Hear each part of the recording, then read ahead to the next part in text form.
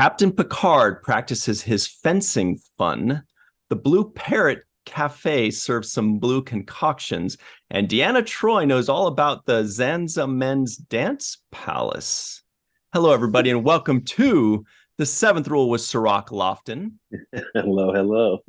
My name is Ryan T. Husk, and today we're doing a review of Star Trek The Next Generation, Season 1, Episode 23, We'll Always Have Paris, written by Deborah Dean Davis and Hannah Louise Shear, directed by Robert Becker. This was April 30th, 1988. Where were you? By the way, special thanks to Grandpa One, a.k.a. Tim Baum, for sponsoring this entire season. We have a very special guest today. Can you believe it? One of the writers of the episode, Deborah Dean Davis. Hello, how are you today? Hello, nice to see you. I'm great. Beautiful. To answer your question, I'm just great. I'm not in Paris, but I'm great. You're enjoying a beautiful day in LA, though. Yes. Roses. You'll always have Paris. Well, let's just jump into this. First of all, thank you so much for joining us. This is wonderful to have you. This is your only Star Trek credit, writing credit. Can you please tell us how this came about? DC Fontana invited me before the show even got started. And she asked me to come in and go into the new set, the new ship. She wanted to know, did it make you feel like you're on the Enterprise, And I was at Paramount a lot because I had started my feature career. I was writing a lot of feature films. And but I was so honored for her to ask me to do that I, of course, went over there. And I went into the ship, and I swear to God, those doors went. And I thought, we are in the, I felt like it so much. I was like, really, I went crazy, and they all got so excited. So that was, I thought, going to be my only thing with Star Trek. And I was happy about even being involved like that. But then Roddenberry asked for my ideas. And I actually had, and I think as a writer, a lifetime writer like myself, being able to sit down with him and discuss my ideas was, a moment, a seminal moment in my life, So he liked some of my, but I was writing for Meg Ryan. I was writing movies. Wow. So then one of those ideas was We'll Always Have Paris. And he really wanted to do that. So Hannah called me and she said, I have the flu. Okay. I don't feel well. This is your, is there some reason? And I said, no, I'd be honored to have a Star Trek credit, And so I'm a fast writer. Don't tell anyone. So I said yes, and I was doing what I was doing with the features anyway, and I was at Paramount anyway, and I just said, I'm going to do this because why would anybody say no to that, So that's how it happened, and that's why, and it's my last television credit, I believe, because no, wait, they asked me. I wrote so many Night Riders. The first season, 5 of the first 12, and this is such a weird thing for show business. When that show went off the air, they called me and said, will you write the last one? We want you to write it. And I did that one. So it was my last television thing. And what a great way to go out. And everybody at home, sorry, Cirroc, I know you're going to say something, just real quick to let you know what Deborah has done in the 80s. It's pretty much like every show that you heard of in the 80s. The Incredible Hulk, Fantasy Island, The Fall Guy, Knight Rider, Magnum PI, and so on. So many cool things. It's like a who's what of TV. Yeah, Sorry, but you were saying, Cirroc? No, Deborah, I really like this episode because it kind of establishes something that we get to know Picard for throughout his career, and that is his fragility with women and his relationship situations. And my question is, what conversation did you have with Gene about developing that backstory or creating that identity for him? That's a great question. And, by the way, I mean, you guys are doing this show, so the Prime Directive? Really? Are you fucking kidding me? I mean, how are you supposed to write anything with that Prime Directive? So I think that's why I went into a place that I go to often in my writing, which is love.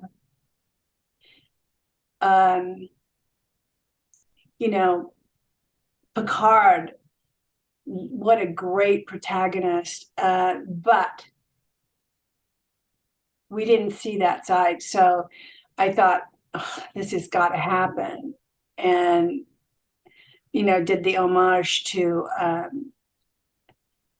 Casablanca, basically, because they can't be together. And there's got to be a good reason for that, because he's too fabulous for words, right? So that's where I came up with that, and I thought, that's not messing with the Prime Directive. It's the only way I could think to to actually elevate the show, which I like to do, and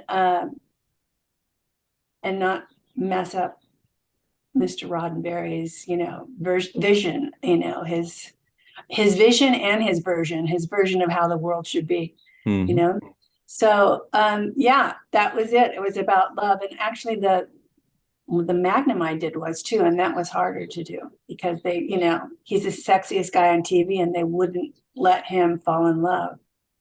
Tom Selleck? So, yep. Yeah, I was the only one that I gave him, he got hit his head and he didn't know who he was. Perfect. So that's how, and it was a very different Star Trek thing too, as there's not many like that. Well, did you pull from something in your life? Did you have, a missed connection, or your reaction says probably maybe more than once even, but what did you pull from? I've been married and divorced 4 times. So, and in between those, there have been others. I love, but I'm also an extremely independent woman. So, do I relate to Picard? Yes. And the word soulmate, I don't remember the first time I heard the word soulmate, but I thought, wow, that's true. And there are people that you meet in your life, and you don't have to even have a long relationship with them or be married to them or, even have sex with them or anything like that, but they stick with you. And there are things that make you remember them. And it's always fondly, it's always an uplifting feeling, because that's what love is, and you don't say no to that. If you want to get the most out of your life, you don't say no to that. Even if they're dead and you just want to spend the day thinking about them. It's beautiful. Yeah. I have a question about the Janice Mannheim character, the main love interest in this. And I forgot the last name. I haven't watched it for a very long time. Mannheim, I love that name.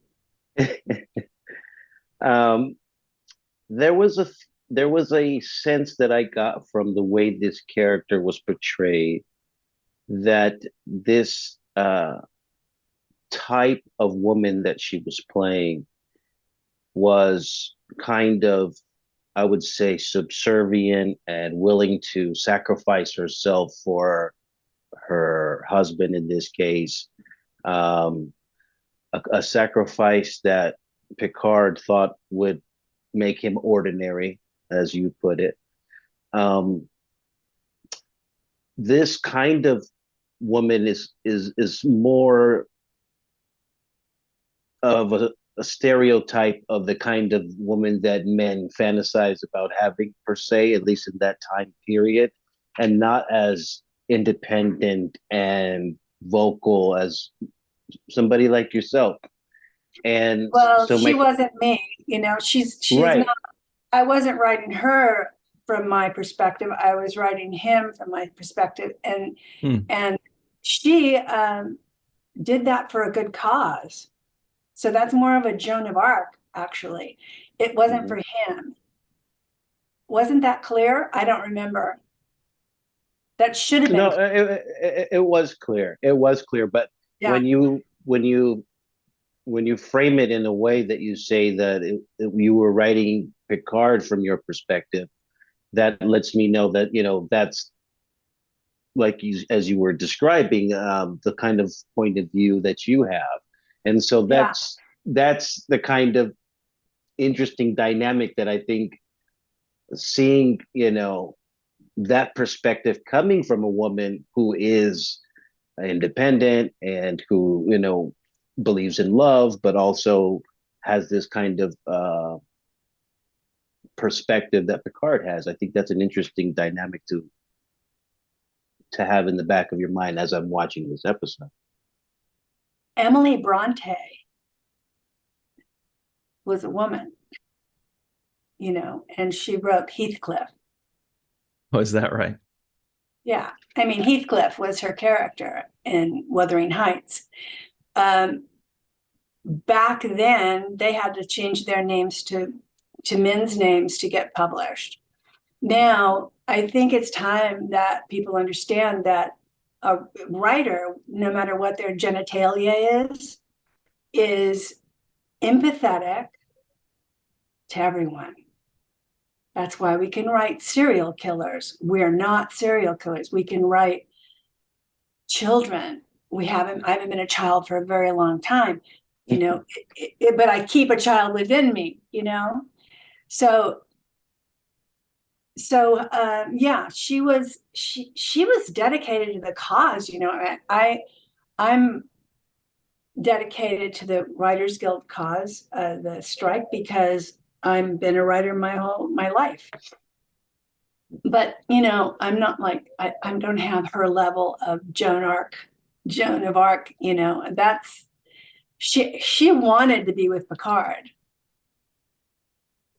Yeah, she did, and she was upset about that lie to me scene. Kind of, I really enjoyed that exchange between them. What was the way one? it was written? You remind me of it. Well, she says, "Well, why didn't you show up to the cafe?" The cafe. And he says, "I was afraid." And she's like, "Oh no, please don't do that. I was hoping you would lie, Yeah. And that's when he came up with, I was dazed and confused. I went to the wrong cafe. I got the days mixed up, and I went to the wrong place. And then she said, "Oh yes, and it was raining. You couldn't find a cab." And he shakes his head. Yes, and I really love that dialogue, just because once again, based on the empathy thing, she was saying essentially, be nice to me in this moment, and don't make it about you. Yeah. Give me a story I can wrap my heart around and live with. Yeah.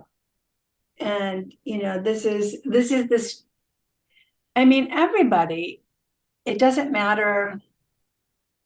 Everybody has experienced love and love lost. And it's just such a human thing, it's almost like necessary. Like it gives you your joints away so that they don't hurt anymore. It gets things going in you. And I think that's why when that was if it was the one that I wanted to write. Well, Deborah, you mentioned the writer's strike. Wasn't there a writer's strike going on right around that time? Absolutely. This has been my third or fourth strike. And did that affect this at all? I don't know the exact timeline of it, but I think it was right around that time. Where's Hannah when we need her? She's the person I don't even know what day it is. Sometimes I call Hannah and say, what day is it? And she says, oh yeah, Sunday happened 2 days ago. That's okay. So you said 1988 and I went, wow. I was at the strike at Paramount. They invited us because of Star Trek. And they said, any of the writers, please come. And Hannah couldn't come. And so I went. And that guy, Brent Spiner? Yeah. The guy that played Data, he was walking with me, and somebody was standing next to me. It was a wide sidewalk, and I didn't know the person, and they were talking a lot, but not engaging. And I turned to Brett and I said, what is he saying? And he said, he's reciting We'll Always Have Paris. He's reciting your script. Wow. And I was like blown away. I mean, he was a fan and he had memorized We'll Always Have Paris. And I was, I said, you may have to hold me up for a minute. Like, wow, that's amazing. And he goes, yeah, it's pretty amazing. Sounds like Star Trek fans. Yeah. They like to memorize things. They memorize it. And I didn't recognize the scene, you just were talking about the Writers Guild. That was one of the weirdest moments I've had on online. Wow. Yeah, you had some very good lines. I mentioned earlier when you said life with me would have somehow made you ordinary. And Picard's response was, am I that transparent? Which I thought was just really great writing. There's another thing that you touched on in this episode conceptually. And it is something that, as most things in Star Trek, end up becoming part of reality. And this is the idea of this professor, in this case, dedicating his life to opening some dimension of some sort. Finding the power of this, these gravitational pull of planets and stars, and using that energy to essentially open a dimension. And then he found himself trapped in between this dimension and another dimension, which he could not articulate what it was like. I thought that was another great thing, because sometimes things are beyond words. But that's a concept that now has been used, because this was in '88. That same kind of concept has been used in movies like Contact with Jodie Foster. Just a bunch of movies. And it's actually been realized to some extent, at least in a conspiracy type of way, with a particle collider that was invented in Switzerland, where people are concerned about this same kind of rip in interdimensional time and space. And so this concept has actually materialized in a real form of a conversation in the public. How do you feel about that? I think it's amazing. I think that sometimes we write things that happen, and sometimes we understand things not in an Einstein way, where we can do an actual, what do they call them, theorem, or and prove it that way. But again, I'm going to go to the empathy part. That is never ending. That is not definable.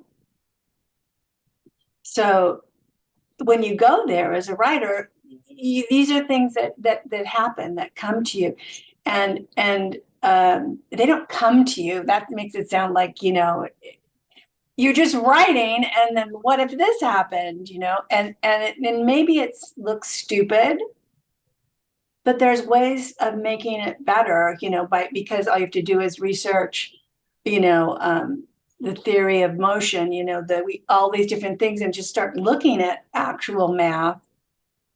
But if that happened, then that could happen. It's possible.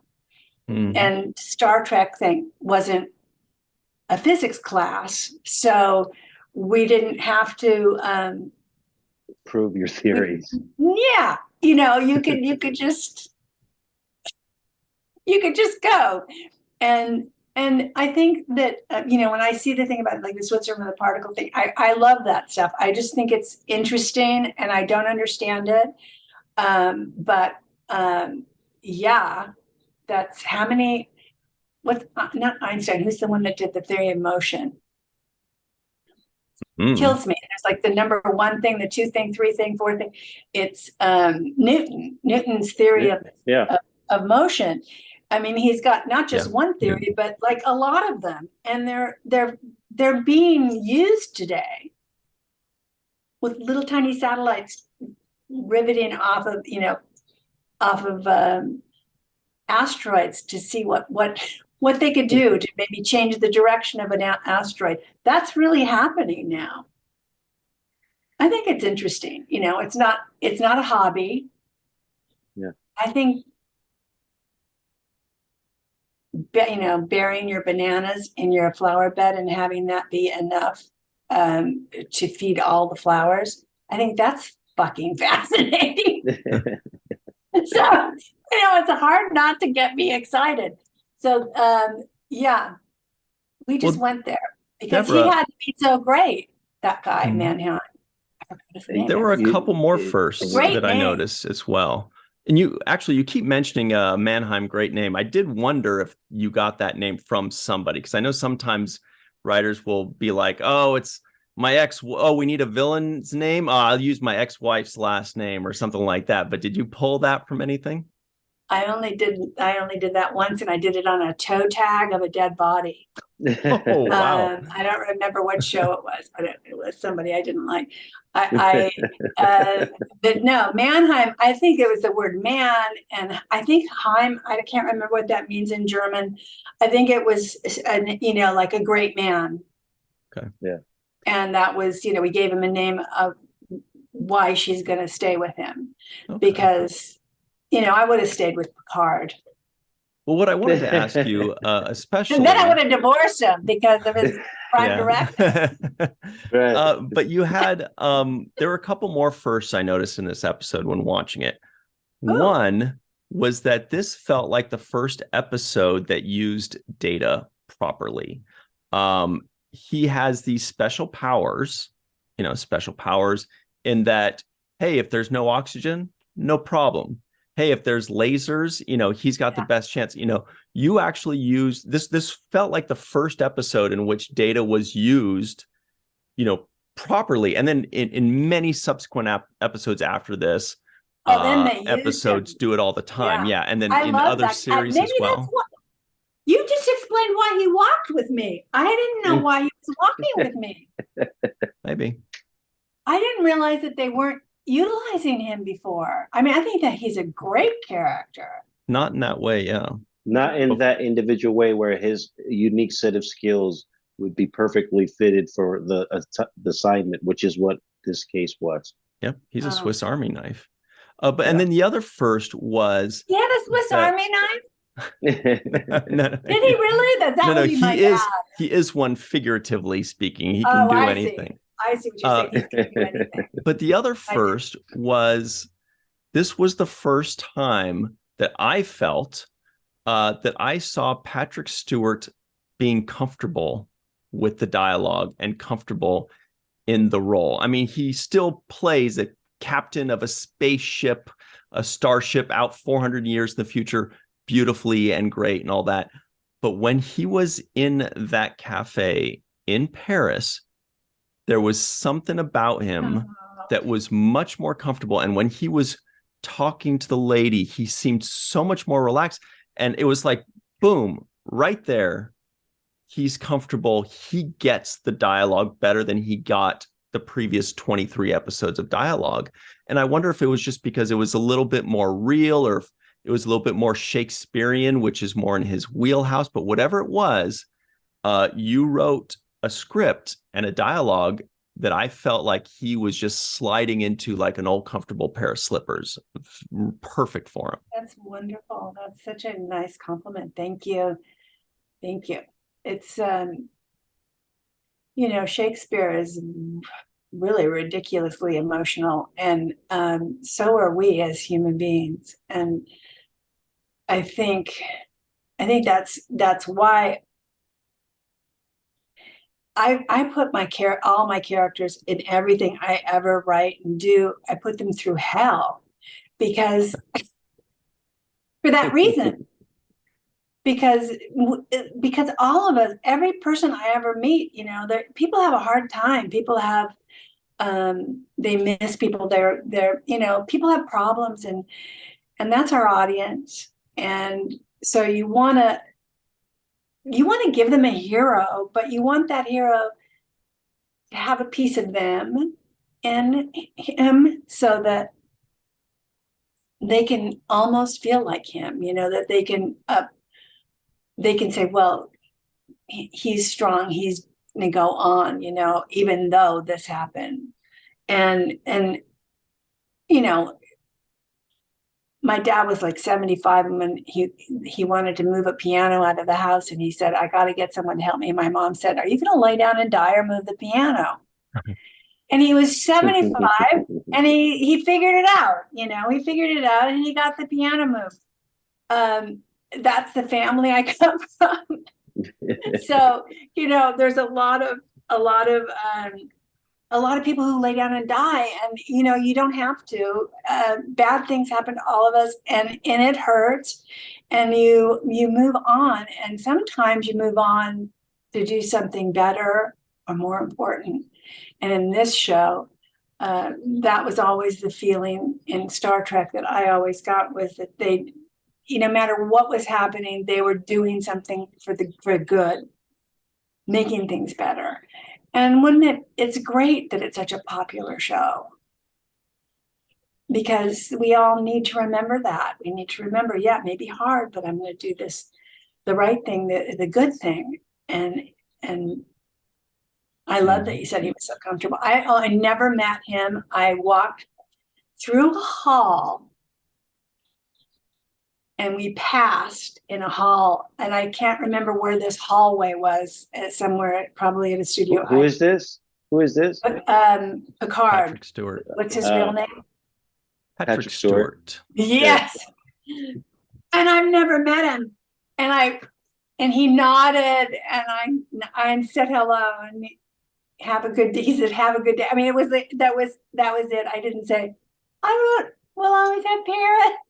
Because it was kind of perfect. He would have loved that, actually, to know I know, that. But I want to give you a compliment also on another aspect of this story that I really enjoyed. I love when writers use kind of a double entendre in their writing, and in my opinion, the idea of the deja vu like time lapses correlated very well with the deja vu occurrence of this meeting in Paris, kind of reliving that again and putting closure to it. I thought that's a great way to take your plots and your A and B storylines and cross them over with similar themes. So I just think this episode was fantastically written. And I just want to compliment you on how the pace and the flow was. It was so enjoyable to watch. Hannah had a fever. She had She had Wow. a fever. I'm thinking that probably had something to do with it being so good. You know, and she knew knows that show so well. The holodeck. Yeah. I just hope it wasn't like a flashback in a prom dress. You know, I just wanted it to be the metaphor for relationships. Mhm. Because Well, when you said Meg Ryan, it just put a lot of things in perspective for me when I replay the episode in my head. I think of a romantic kind of Harry Met Sally type of yeah, exactly. feel to this episode. Yeah. We worked together on two things, and she's a great person, and she's like the opposite of me. She's great at math. I mean, you wouldn't think. You'd think, oh, she's Meg Ryan, you know, and no, I was like Meg Ryan, and she was, you know, really, really, she's so smart. Yeah. I think Michelle did a great job on the thing. I was really happy with what she did. Well, Deborah, this has been so cool. We're just about out of time here, but we really appreciate you giving us your insights and being so fun with it. Before we hit record, everybody at home, she was having us in stitches already. So she is tons of fun. And we appreciate you taking us on a walk down memory lane as well with the writer's strike from back then and how things were back in '88. But we really appreciate you taking the time. We appreciate you writing this episode and everything that you do. Thank you so much, Deborah. Thank you both so much for having me. Mm-hmm. All right. Pleasure. Everybody at home. There you go. You got it. Perfect. Boy Scout. Isn't that the Boy Scout thing? Everybody at home, stick around. We will be right back on the seventh rule. Well, hi there, everybody. Welcome back to the seventh rule with Cirroc Lofton. Hello, hello. My name is Ryan T. Husk. You know what we're doing. We'll always have Paris on Star Trek The Next Generation. Deborah was awesome. So cool having her. Here are the trivioids of the week, everybody. They are as follows. The Enterprise is en route to Serona 8 for some well-deserved shore leave. Captain Picard practices his fencing fun. Dr. Paul Mannheim needs help. 15 years ago, Dr. Paul Mannheim went off to work on experiments related to nonlinear time. Captain Picard bangs a towel on his lap for some reason. I don't know if you noticed that. That was weird. The Enterprise received communications from the freighter Lalo as well as a farming colony on Koltar 4. The Mannheim effect is becoming more pronounced. Captain Picard got the days confused. He thought it was Tuesday when it was Wednesday. He went to the Café Moulin instead of the Café des Artistes. The Blue Parrot Cafe serves some blue concoctions. Deanna Troi knows all about the Zanza Men's Dance Palace. Did you notice the looks that Riker and Picard gave her when she said that? They're like, what? Yeah. She looked, she stirred it up right there. Mm-hmm. She's like, oh, it's right across the street from the Zanza Men's Palace, Dancing Palace or whatever. And Picard looked kind of sternly, and Riker was like, his eyebrows went up, and he was like, okay, can we go together next time? Hey. And Riker was like, I thought I told you not to go there. Yeah, maybe that's where she met Riker. I don't know. Something happened there. Yeah, you know, I thought you were going to point out the real elephant in the room, which is that, you know, Dr. Paul Mannheim was played by Larry Nemeczek. I was like totally taken back to see Larry in this episode. Larry Nemeczek. Shout out to Larry Nemeczek, everybody. Go check him out on YouTube. He's got a great few shows there. You can find him, Dr. Trek. That's funny. But I did notice that I did mention earlier about Picard and Patrick Stewart's acting. And I just felt like when he was talking to that lady, Janice, which I was like, that's a weird coincidence. Denise Crosby leaves, in the very next episode they have someone named Janice. Coincidence? Theoretically, I don't know. But he did a great job of acting still in love with the lady in a little way. Like, he didn't say anything like that.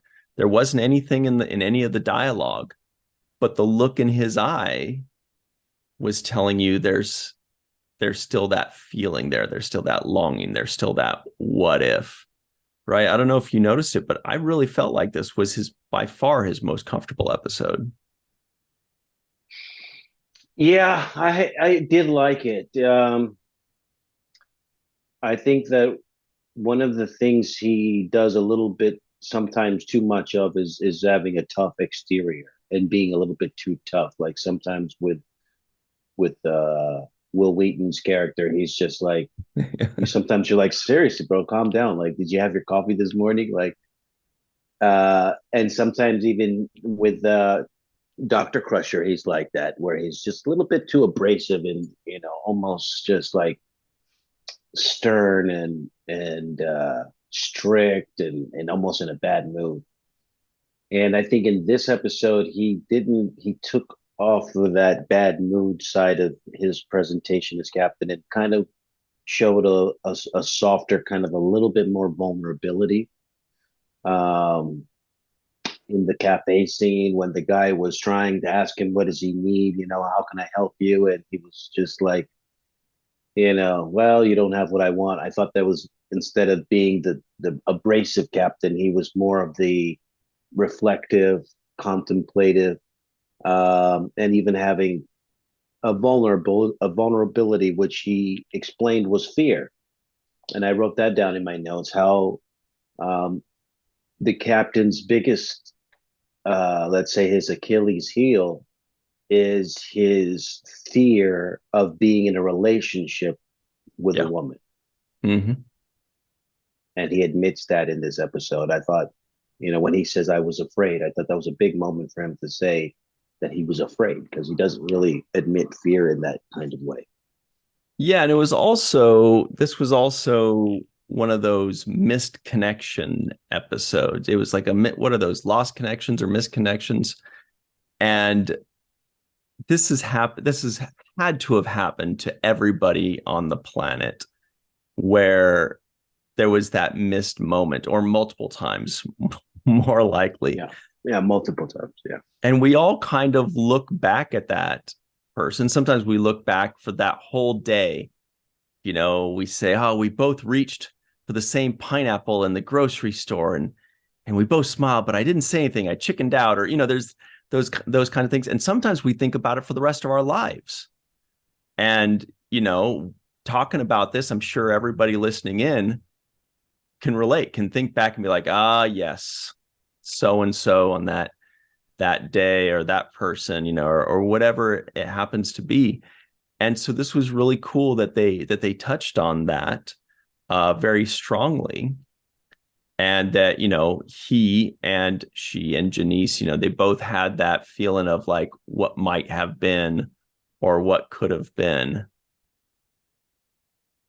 And I don't know, I just really liked it. Yeah, I did too, but I thought it was even more than that, because running into somebody at the grocery store and catching eyes and not following up on that is kind of like almost two ships that are passing, right? Yeah, So that's the minor form of this. Yeah, that's the minor form of this. This is actually an arranged meeting, and he stood her up, essentially. Yep. He just basically stood her up, and he ghosted her. There's actual fault and blame. It's his fault, and he didn't do the courageous thing that you would expect somebody of his stature and his leadership skill, which is to confront her and explain to her why he does not want to go forward, and that why he's fearful of engaging in taking the relationship farther. Mm-hmm.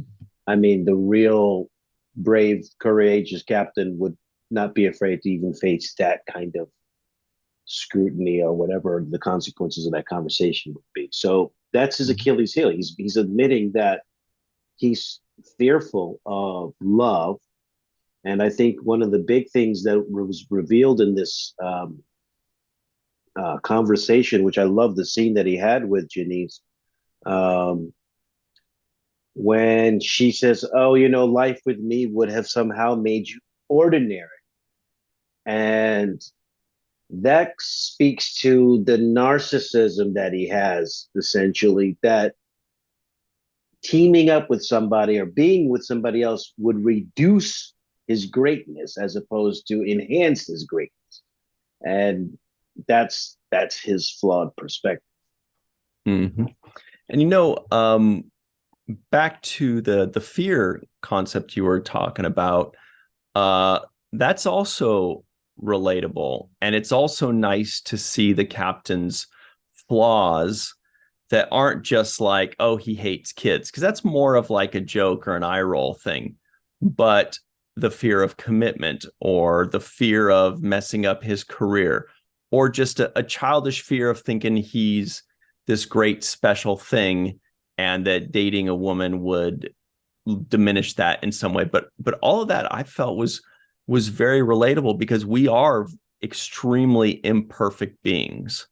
And it was good to see him not just being an imperfect being when he was younger, but he's still kind of there. He was still kind of carrying it and still kind of fuddling around with it, but at least he was a little bit more honest about it. I don't know. I just thought that it was really humanizing for him. And maybe that's why the role, in the dialogue, he was able to deliver it well. Maybe he's just more used to being a little bit flawed, a little bit vulnerable, rather than just some grumpy captain that's really one-dimensional and hates kids and goes when somebody gets too close to him.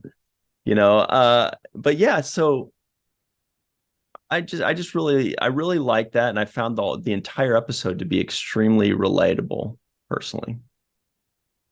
I agree. I thought it was well written. The vulnerabilities I like to see in him, because like I said, sometimes his tough exterior doesn't exactly match situations. Mm-hmm. In this case, I thought him being vulnerable. There was a scene with Troy where she says, "Captain, I sense that you feel some type of way about it. You're holding on to something," and he's like, "Yes, please get to the point." So good. He's just like, okay. Well, and this is something they could have used Troy. They're still feeling things out with Troy. Like I noticed she was still feeling out her accent. Like there was the accent changed a little bit to me. Yeah, in this particular episode, I noticed her accent more than any time before. Yes, like she wasn't, not just her British accent or whatever accent she was trying to add to it, but the way she pronounced words was a little bit different. Like that day, she just decided, you know what, I'm going to give it more of an accent. Or maybe the producer spoke to her and were like, can you, really, when you auditioned, you made a really good accent, but it was almost like Arabic accent or something like that. It wasn't the British accent part. Right. It was like something different. It was thicker. It was in the pronunciation of words. And it was I remember different than the way she's delivered it the entire season. Yes. Though. And it'll be hard to keep that up for 150 more episodes. No, she's not going to be able to. No way. Not that accent. It was too difficult. But I noticed the same thing. But I did like the idea that, then they brought Troy over to Crusher, and she started to ask questions about, how do you feel about this? And I thought that was another good use of Troy, in an episode, just like, okay, find a way to have her connecting with people. Mm-hmm. Yeah, Crusher was the other one that, I was like, okay, cool. They can give her a little bit more. This is good stuff. But then I started kind of wondering, are they going to be able to keep it up, keep Crusher relevant in most episodes? And it's really just not possible. And that's part of the reason, what kind of chased off Denise as Tasha Yar is that every once in a while, you're going to get your moment to shine. Sometimes one or two scenes per episode, sometimes an entire episode. But a lot of times it's going to be someone else. And so when Crusher was having her moments, I kind of found myself thinking, now she's going to have 2 or 3 episodes where she's hardly used at all. You know what I mean? Like, it's just kind of a little bit here and there, and everybody gets their moments. Also, a quick little thing. I noticed Data was not lit well. Maybe Brent Spiner was, but Data was not in one of the scenes. He was just like super bright, and with the other guys, and he was like glowing practically. And I don't know, it's just one little thing another thing that they've got to iron out is when they could light him fine, but when he's standing next to other people that don't have that shiny makeup, do they light it for him and then they look messed up, or do they light it for them and then he looks a little washed out? But that was just kind of an interesting. Yeah, I thought Worf's makeup was not that good either. Again, it just stood out to me as being not good. It looked like something I could come up with for Halloween this year if I really put my mind to it. Oh, did you notice when Picard first arrives at the Paris cafe, there was a man playing an instrument, and that instrument was like 4 bongs basically, and he was just kind of like stroking them like this. I'm listening. So I was just like, they just had him stroking. It was like 4 bongs coming out of I think it was like a flat thing, and then 4 bong things coming out of it. And then he was just gently like caressing them. And they're like, right up, I don't know, I don't know what was happening there, but the guy did a great job. He committed.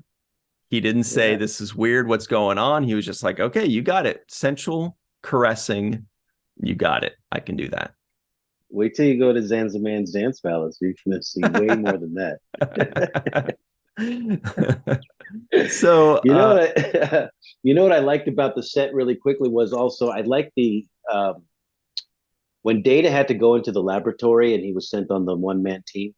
The laboratory doors were basically like light bulbs, I would say.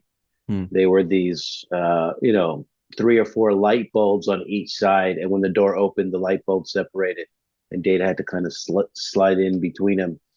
But I just thought, as a design, it was a cool set design to have these light bulbs be the door. And I had never seen anything like that. I don't think I've ever seen anything since. I haven't either. And it was a cool set. It was just a very nice touch. I was like, wow, that you could have literally light bulbs be a door. I noticed one thing also on that set that I was really impressed by, and I put in the notes, it was just that the set itself looked cool, but it also had a window with an outdoor, and they had like a nice little rocky outdoor. And I'm like, that's a nice touch because, to save money, they could just have no window and we wouldn't have even noticed it. But they add a window and a background over there, it just adds a little bit of production value. So that I was noticing that too. So kudos to them, to the art department, for giving us something cool to look at.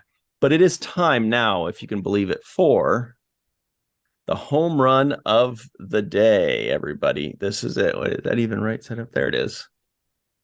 Cirroc, who gets the home run of the day today?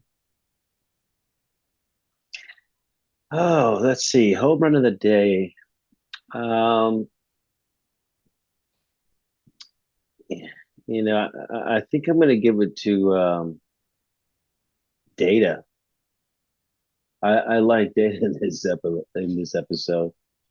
He said some really cool stuff, and he was kind of the hero in some moments. And then to the writer, to Deborah Dean Davis, who was really ahead of her time and coming up with a lot of these concepts. I enjoyed her take on how she formulated the thought process for this episode. And it's crazy to me how a lot of themes that she set in place in this episode ended up becoming part of the canon. Yeah, totally. And I'd like to second that halfway. Deborah and Hannah Louise Shear, who I believe wrote it together, because isn't it interesting that it takes a writing team of two women to give Picard his best moments and his softest moments and the dialogue that he could actually sink his teeth into? And I don't think that's a coincidence. I think that maybe they were writing something a little bit more relationship centric, a little bit more human, a little bit more flawed, a little softer. And the producers may not have realized this, but they kind of struck gold there, because it's like, look at that. It brought something out of Picard that we weren't seeing before. So hopefully they noticed that, and going forward, they'll realize what kind of an actor they are dealing with. We know that it takes a while for the writers to adjust to the actors. We know that obviously with Avery Brooks and others, but maybe they saw, oh, shoot, maybe we don't have to make him some boring one-dimensional grump. Maybe we could give him a little bit more. And so it's really cool that these ladies opened those doors. But let's give a special thanks to some special people that were also written by two ladies. Homer Frizzell, Dr. Anne-Marie Segal, Eve England out in Wales, Yvette Blackmon-Tom, TJ Jackson-Bey, Bill Victor Arucan,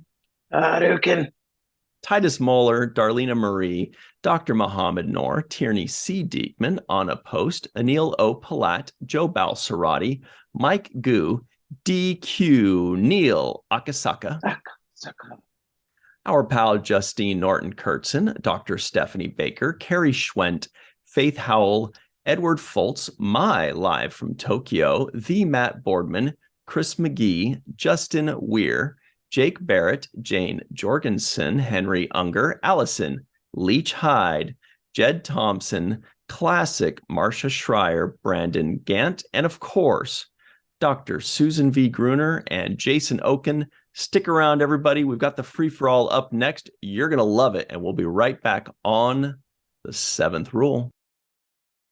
Hi, everybody. Welcome back to The Seventh Rule. This is the free-for-all. Guess who joined us? Melissa Longo. Also, Allison Leach-Heid is here. We've got Gold Scott Jensen. Ooh, that is a virtual TrekCon shirt. That's an OG shirt right there. Eve England out in Wales, also wearing an OG Seventh Rule shirt. Justin Weir is, he's wearing a naughty Horgon. Speaking Jamaharan. Sue, you're up next. Sue's also here. Oh, excellent. He's wearing her It's a Jake shirt. I love it. Jason Okun is also here with a radical background, as per usual. We've got the Dark Lord Chris McGee here. Carrie Schwent is wearing a cool Seventh Rule self-sealing stem bowl shirt. That's a great color too, maroon.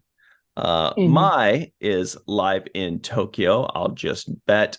And Matt Boardman is, what is that? Oh, I get it. That's from the when they're on the planet, right? Yep, there it is. All right, everybody, let's have some fun. Oh, was this the first time we actually saw Livingston the fish? I put in my notes, I think that was the first time we actually saw him. Maybe. I don't know. And this was also an episode where I noticed that they said some kind of or some sort of like 3 or 4 times. And I was thinking, we should keep track of that.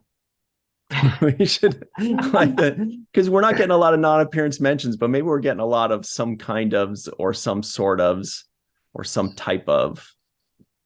Anyway, Jake Sisko guesses the IMDb score. We'll always have Paris. I thought this was about Tom Paris, but I think that's the wrong show, right? That was Lower Decks. Yeah, that's their version. Okay, so I would say this was about a 6.8, 6.7 or 8. Does anybody else have any guesses that doesn't already know? But I think Cirroc was generous. Yeah. Yeah, I was going to say 6.2, 6.5. 5.3. Wow. I was going to say 2. You almost slayed Allison with that one. Anybody else? $1. I don't know. $1. Whoa. $1. That's so $1. funny. It's a 6.5. 6.5. Okay. It didn't feel that bad to me. I expected it might be, but I thought it was cool. But we're going to find out why everybody thought that it was so terrible. No non-appearance mentions today. They don't have them very often on this show, I don't think. Did they mention Jack Crusher? Mm-hmm. Very good. What about Excellent. a numerous appearance mention? We had Data, we had 3 of them at the end, right? And we had an extra Data, Picard, and Riker at one point. So let's see. Jack Crusher. Very good. Melissa, would you like to get us started? What did you think about this particular episode, and why is everybody pooping on it? I'm not sure. I mean, I didn't think it was that terrible, but that's maybe because in the beginning it got me wondering when Picard's in the cafe, what Paris might be like in the future. And so my brain started going different places. I was like, I wonder what all the cities in the world will look like in 300 years. And I wonder if there will be musicians playing musical instruments made out of bongs. And, and it got my imagination going.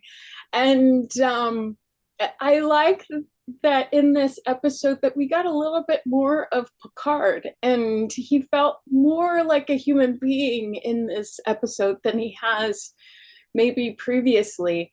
And for me, it felt like he was the captain of the Enterprise, maybe for the first time. Maybe there was other times, but I really felt it in this episode. And so I liked that. I liked the scene between Troy and Crusher. Dr. Crusher is probably one of my favorite characters so far because she Top feels 8? like a real. Sure, I guess she feels like a real person. Like to me, she feels like I could walk up and see Beverly and believe that she exists. And then lastly, I did find it odd that nobody is grieving Tasha Yar. Absolutely agree. It felt like they completely forgot that she was even there. So that's all. Good point. Welcome to episodic television. Who knows if this episode was going to come out in episode 13 or something, and she would have been standing there instead of Worf. But yeah, good point. No mention of her whatsoever. Except for in the credits. Yeah, opening credits. Right. Exactly. Really? Didn't see that. Good catch. Maybe for her shoulder in that one shot, right? Allison, what's up with you? What do you think of this episode? It's a middling episode for me. Yes, Denise's arm is in the episode according to Memory Alpha. Really? About minute 23 when the transporter issues are happening. There's an arm behind Picard. That's her arm, apparently. So she got credited for an arm. Do we know, was it because it was shot before, the episode was shot before she left?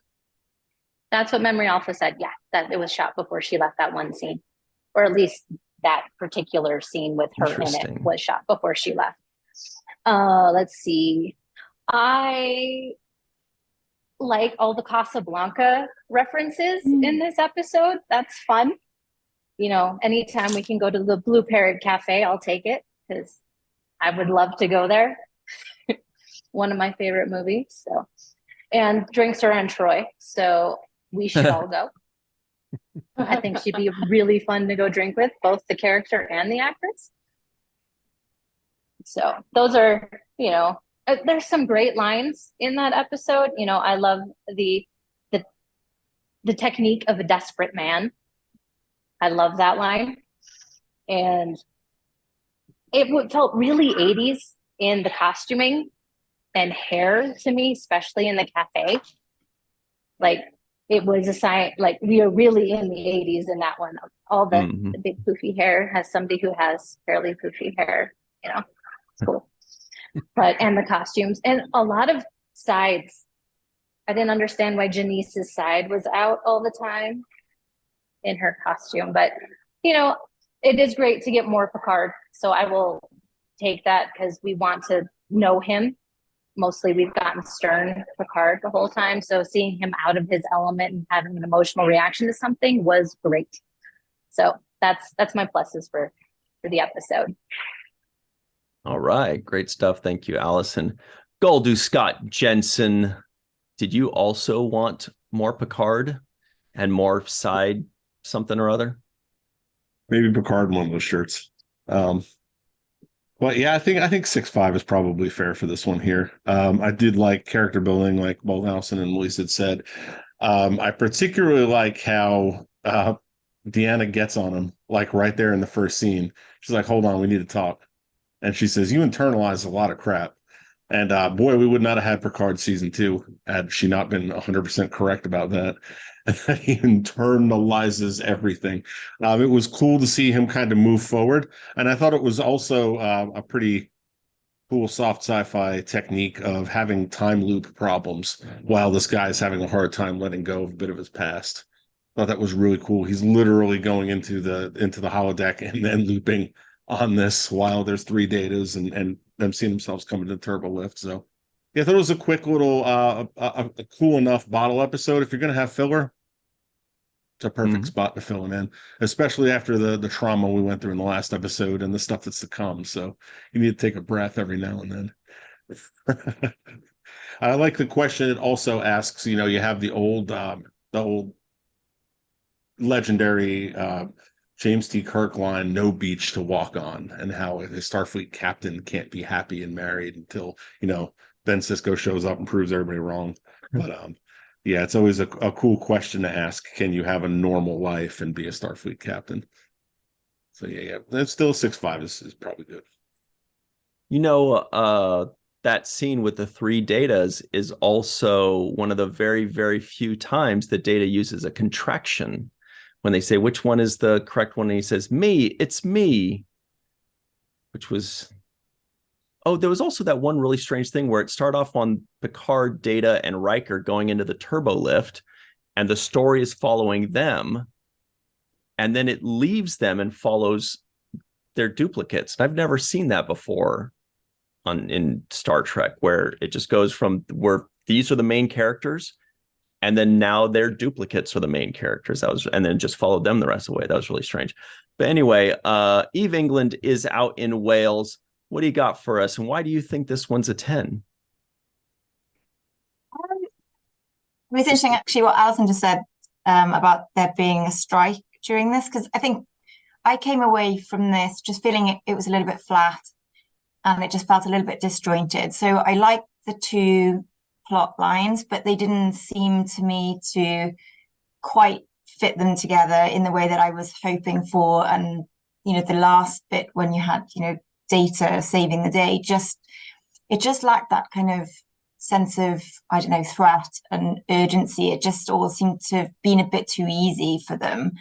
And then on the Picard side, I mean, I know I do a lot of Picard bashing, but I just didn't think he came across very well. I was just like, so, that we start to hear more about his emotion, and he's basically stood this poor woman up rather than just talking to her. I was like, that's not the best characteristic to have for somebody who's, going off into Starfleet, etc. So I don't know. I didn't think he came across that well, but it was interesting to see another side to him. And then just generally, the first scene when they're fencing just made me laugh, because James and I did a bit of fencing after the Olympics when they were trying to get everyone to try a new sport, and we did 10 weeks of saber fencing. So it just made me chuckle because I haven't thought about that for a long time. So yeah, it's all fun. Are you a good fencer? No, I was really terrible at it. I felt really claustrophobic in that mask as well, but it was fun and it was good exercise. So. All right. Well, the fencing champion of 1988, 1989, and 2011, Justin Weir, is here. What's up, Justin? What do you think of this episode? What's going on? We'll always have Paris. I like that we get to see a glimpse into Picard's love life. I think the science part was a cool idea, different dimensions and opening a door to the other side. But to be honest, this episode was boring. It just dragged on. Agreed with Eve. I never felt like there was a big threat or the stakes were high. Things that stood out. Oh, when Troy was said, I think you would prefer to discuss this in private. If someone can read my mind and says we should discuss this in private, I'm going to agree with them. And probably that's a ballsy move. You already talked about the instrument. I got my my futuristic instrument over there. When Beverly discovers Picard and Janice talking, that glare, if looks could kill. Wow. One line that really bothered me when she said it was raining and you couldn't find a cab. How would that be a reference? Do they use cabs in the future? Like that threw me off. But I'm a big music lover. I love the Mamas and the Papas. This was the first time I discovered Michelle Phillips. That was her. I had no idea until this watch. I didn't know it either. I woke up in the middle of the night with an idea and I jotted this down. Ferengi ships are brown, but Starfleet's gray. All the shuttle pods are stored in docking bay. A drunken night with Bourne. He has so much to say. Quark is always scheming. John Luke says engage. That's it. Thanks, guys. Appreciate it. She co-wrote that song. Yeah, I had no idea that was one of the Mamas and Papas that played. The only living member left with us. Mm-hmm. Dr. Susan V. Gruner is here as well. She enjoyed being serenaded. Thank you, Justin. Great stuff. What do you think of this episode? And great background. Well, I agree with Eve in that it was severely disjointed. I can't believe that Picard ghosted her. And that really bothered me. It's a character flaw that you would properly say goodbye to somebody. Data also said time flies when you're having fun. That's a contraction too. I picked up on that stuff right away, and I just forgot about that, I guess, when I originally watched it. And it's been a long time since I watched this episode. And I think that's about all I have to say about it. I thought it was disjointed. Well, Sue, did you feel like Justin said, there was no cab? You know, that's kind of weird in the future. But isn't it also a little weird that when she said she wasn't able to get a hold of him, like there's no email, she can't text him. She's just like, it was impossible. I had no way to contact you. I noticed things in this watch that I have never noticed before. I'm pretty sure that was I have not looked anywhere or read anything about this, but was that Brent Spiner that jumped? Didn't look like him. The whole thing just, and that all the medical instruments when Beverly is probing that guy with that like pencil-like thing, I thought, what the hell is that supposed to do? To help a guy who's in another dimension? It just was so bizarre. And I thought, God, Denise leaves and the show goes to hell for the next episode. That's the first thought that entered my mind. It's gonna be a rough next 150, am I right? No, I love the show. I do. You end up loving it, but that first season. Well, we also ended up loving Mai live in Tokyo. What's up, Mai? What do you think of this episode? I like the fact that Michelle Phillips is there. That was my era. Always a warm and fuzzy thing to see her there. So I like that. I thought the acting was actually pretty good for a lot of this. The trio at the beginning of Riker and Picard and Data trying to figure out what they're going to do. I thought that was a really good scene, well acted scene, I thought. The transporter operator, though, with his "you're lucky to get back at all" sort of comment, that was wildly inappropriate, I thought. But I think that was more of a script issue. And it was the writer's strike, so we got to cut them a little slack on that. The baffle them with BS moment from Data with, so you found a dynamic energy source. That's a really easy thing to do. Walk over to any wall socket. Electricity is dynamic energy because the electrons are flowing and moving. So I thought that was a little bit, they should have checked with their science people on that one. It spoke to me moment, though. I think when Picard says to Janice, he says, am I that transparent? She says, only to me. That's really cool. That's a basis for a deeper trust, a good relationship, maybe his soulmate kind of level person. What I've found is one of the difficult steps in choosing to forward progress in your life rather than settling down. Sometimes, the two work hand in hand, but generally a lot of potential is redirected to family, etc. And so it's being a nomad requires a great deal of sacrifice in many instances. And I could sort of feel his pain on that one a lot, actually. I want that, but I have this. I like this too. What do I do? So I thought that was an interesting insight into his character. He was speaking to an important point in my life too. So I like that. And this picture, one thing I wondered, this is Paris here. And it's taken from a unique perspective. I think you can see Sacré-Cœur Montmartre in the background there. This is taken from the roof of Notre Dame when I climbed up to the top of there one day, way back when, 1985. With the gargoyles. Yeah, it was cool. Right up there on the roof, hanging onto the flag post kind of thing, smoking a cigarette, relaxing. So it was kind of cool. That's I want to throw the picture of Paris in there because we always have Paris. Good stuff. And you mentioned Chief Herbert. That was his first appearance. He has one other appearance, season 2, episode 14. What was that one called? The Icarus Factor. So maybe Picard didn't much care for that comment, and that's why he only came back once. The Dark Lord, Chris McGee, is here. What is up, Chris? Did you enjoy this episode? Despite this being a rather snoozer of an episode, yes, I did enjoy it, mostly because of the nostalgia factor, because after all, I saw these way back in the late 80s and the early 90s, and so nothing can take that away from me. Nothing will degrade that, even seeing all the rough edges in the episode. One question I was wondering about, and I didn't see any answer to this on Memory Alpha, is did Patrick Stewart do his own fencing there, or was that a stunt double? Does anyone happen to know? Probably not. All right. Well, as has been already mentioned, I just found out right before this free-for-all that Michelle Phillips is the one from the Mamas and the Papas, which is fantastic. I love their music. So just like Justin and Ryan, I was very surprised about that. And she was 43 about the time this episode was in production. Oh. And man, she looks great for that age too. Incredible.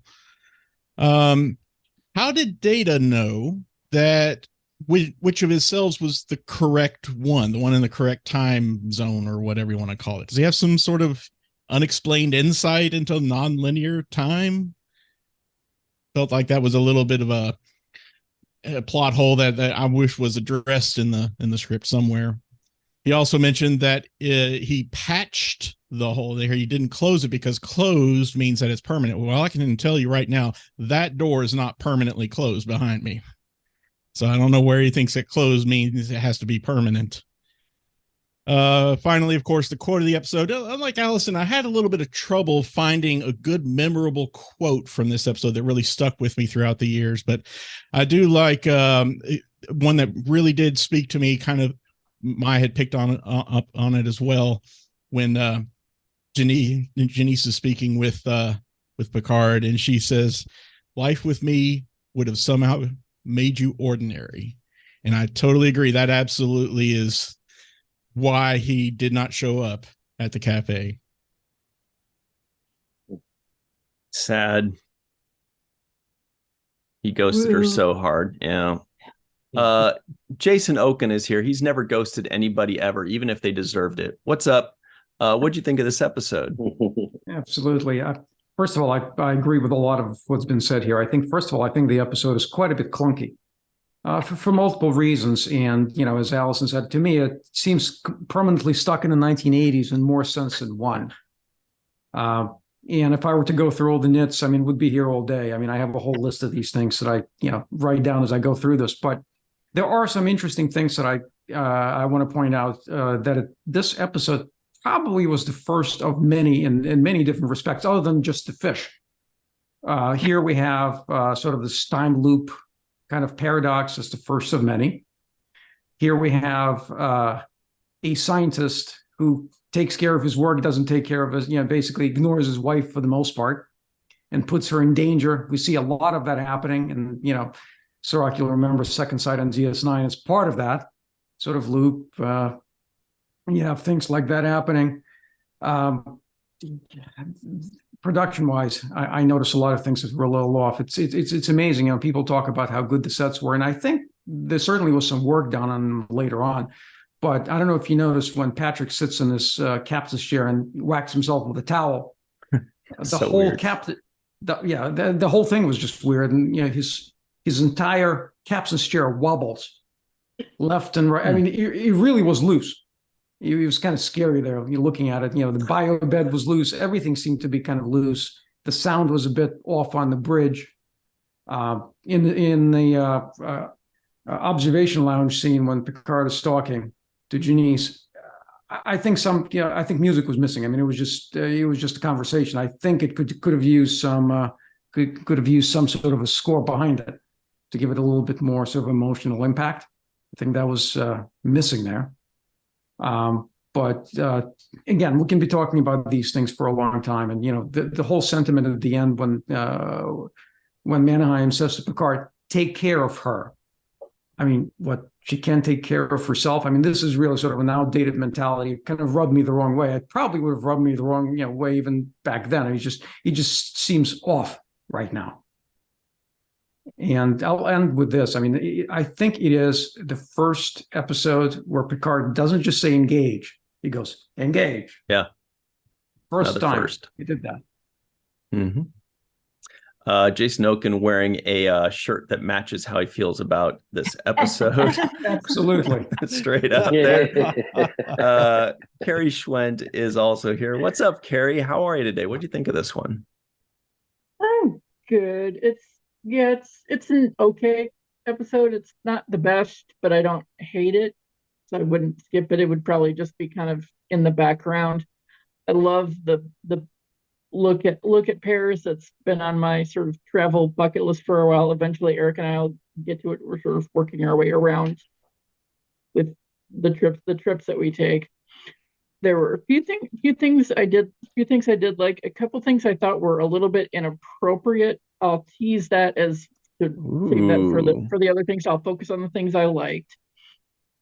Michelle Phillips, I grew up with seeing her on Knots Landing. My mom was and she loved Knots Landing. She loved Dallas, Falcon Crest, all of those nighttime soap operas that were popular at the time. So that's where I know her from.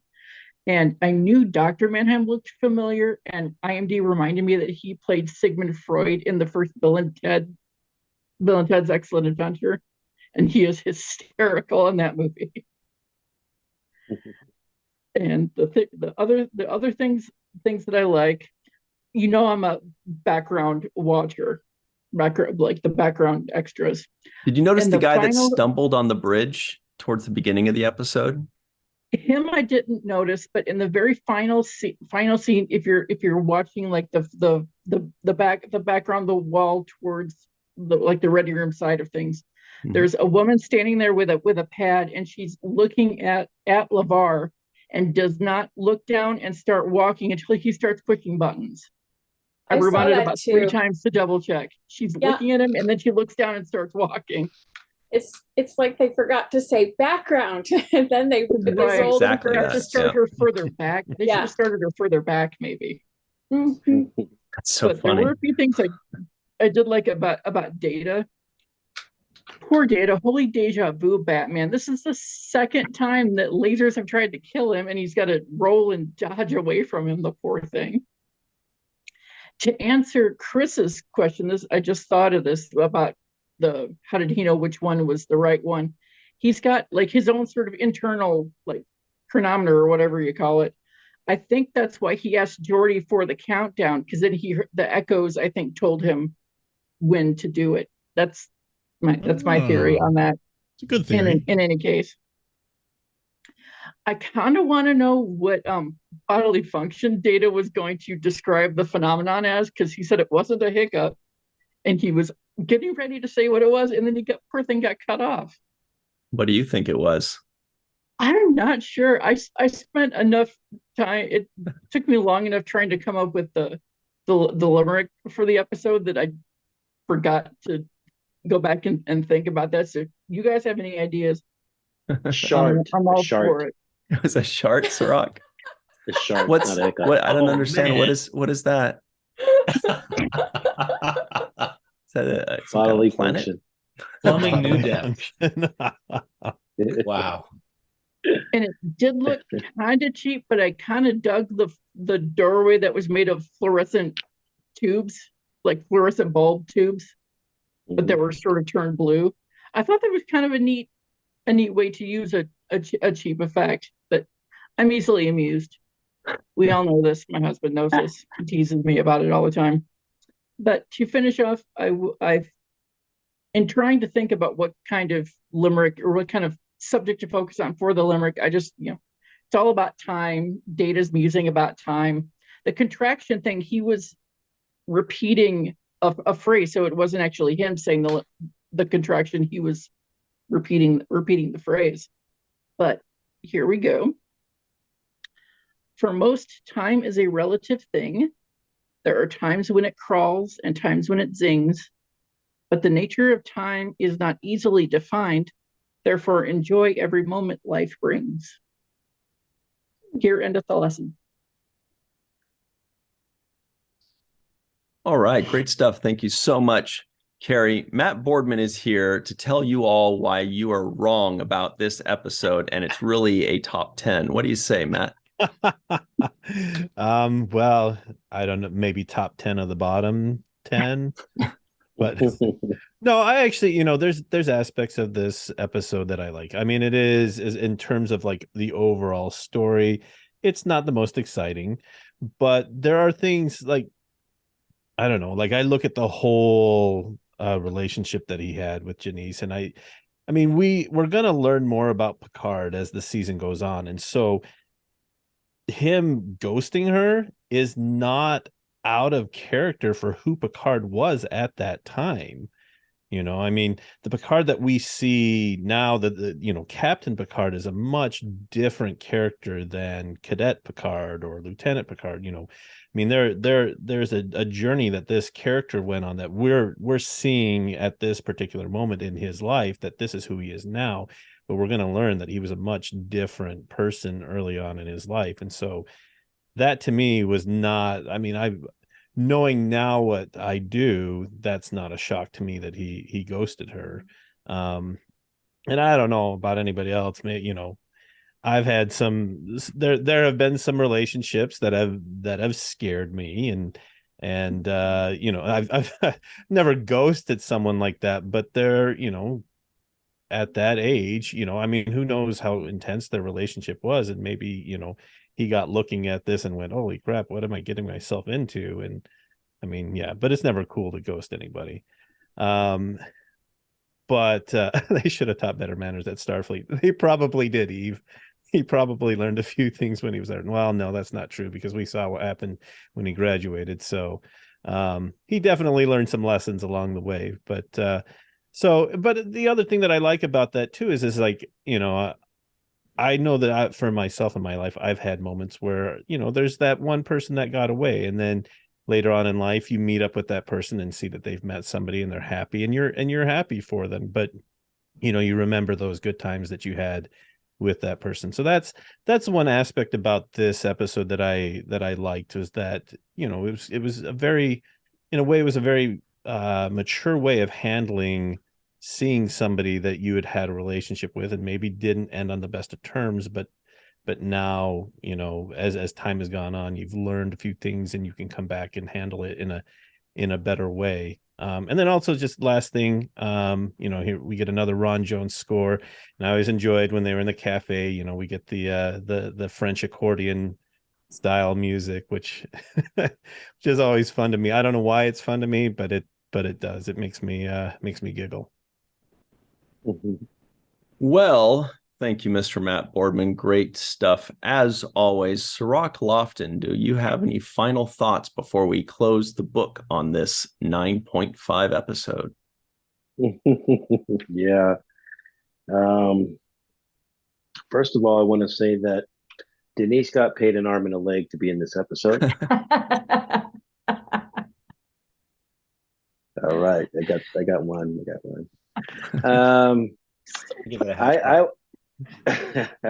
I need to look at it again to see this arm.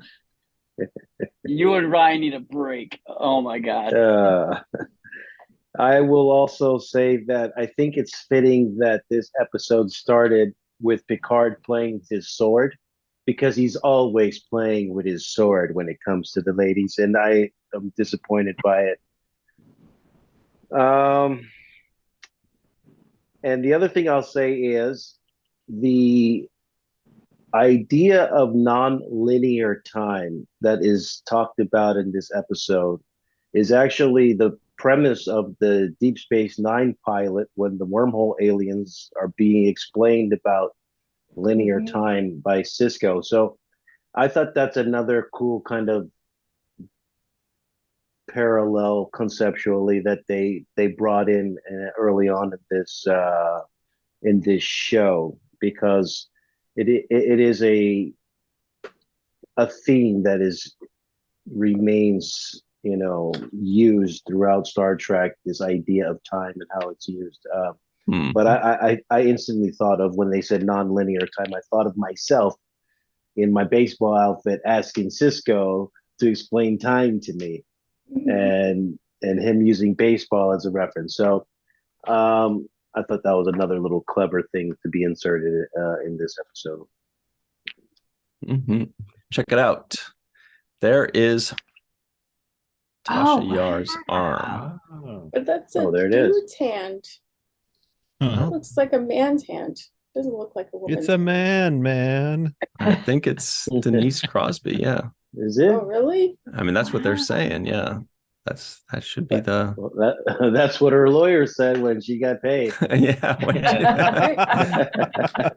They're like, who's that? We're not sure. It's Denise. Pay up. It's Denise. All right. Everybody, thanks so much for joining us. Thank you to Melissa, Allison, Goldu Scott, Eve England, Justin Weir, Dr. Susan V. Gruner, My Live in Tokyo, Chris McGee, Jason Okun, Carrie Schwent, and Matt Boardman. For everybody at home, thank you for joining us. Boy, this was a great one. I was surprised at how much everybody's down on this one. I actually enjoyed it quite a bit. But thank you all for joining us. We will see you next time. And until then, always remember the 7th rule.